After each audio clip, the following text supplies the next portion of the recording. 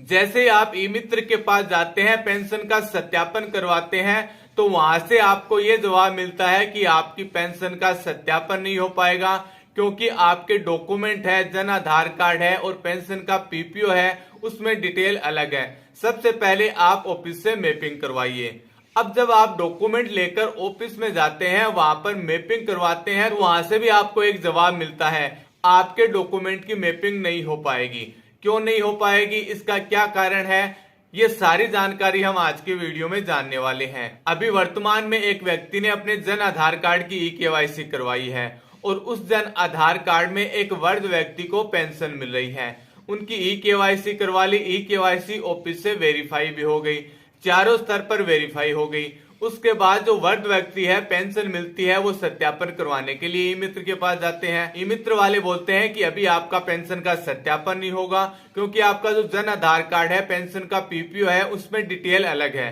तो सबसे पहले आप संबंधित ऑफिस में जाइए, वहां पर डॉक्यूमेंट की मैपिंग करवाइए। आप जैसे ही ऑफिस में जाते हैं, जन आधार, आधार कार्ड, पेंशन का पीपीओ, वहां पर मैपिंग करवाते हैं, तो ऑफिस से अधिकारी द्वारा आपको जवाब मिलता है कि आपका जो जन आधार कार्ड और पेंशन का पीपीओ है, उसमें डेट ऑफ बर्थ अलग है।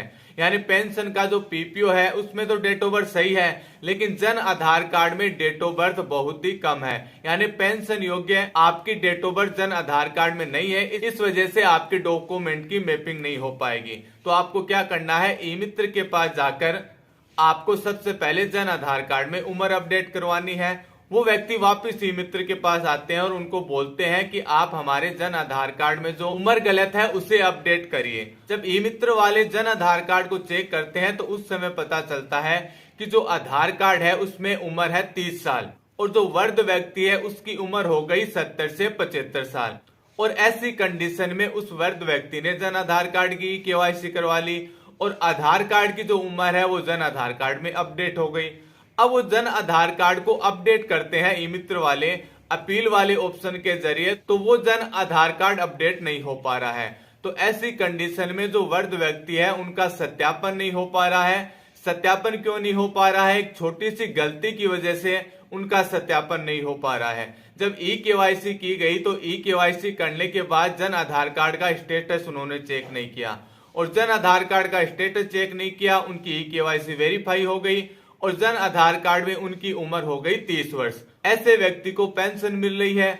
अब आगे मान लीजिए जन आधार कार्ड में उनकी उम्र अपडेट नहीं हो पाती है, तो उनकी पेंशन बंद हो जाएगी। अभी वर्तमान में जो जन आधार कार्ड में अपील ऑप्शन है, उसके जरिए भी चेक किया गया है कि उनकी उम्र अपडेट हो जाए, लेकिन ऐसा नहीं हुआ है। उनकी उम्र अभी तक अपडेट नहीं हुई है, अपील वाला ऑप्शन काम नहीं कर रहा है। जैसे ही जन आधार नंबर लगाकर अपील वाले ऑप्शन के जरिए उम्र अपडेट कर रहे हैं, तो उम्र अपडेट नहीं हो पा रही है। तो ऐसा आपके साथ ना हो। अगर आपको या आपके परिवार में किसी सदस्य को पेंशन मिल रही है और आप जन आधार कार्ड की ई केवाईसी करवा रहे हैं, तो सबसे पहले चेक करना है आपको जन आधार कार्ड का स्टेटस। जो आपका आधार कार्ड है, जो आपने ई केवाईसी करवाई है, वो सारी डिटेल आपकी सही है या नहीं, वो सारी जानकारी आपको चेक करनी है। सारी जानकारी आप चेक कर लेते हैं, उसके बाद आपको ऑफिस से ई केवाईसी वेरीफाई करवानी है। ऐसी समस्या अगर आपके आ जाती है, आपके परिवार में किसी को पेंशन मिलती है, तो उनकी पेंशन बंद हो सकती है। तो आपको ई केवाईसी करवाते समय इस बात का विशेष ध्यान में रखना है।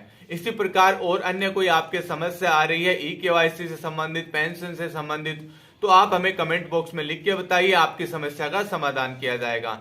वीडियो अच्छा लगे तो लाइक, कमेंट, शेयर जरूर करिए। आप हमारे चैनल से पहली बार जुड़ रहे हैं, तो प्लीज इसे सब्सक्राइब करिए। मिलते हैं अगले वीडियो में एक नई जानकारी के साथ। तब तक के लिए जय हिंद।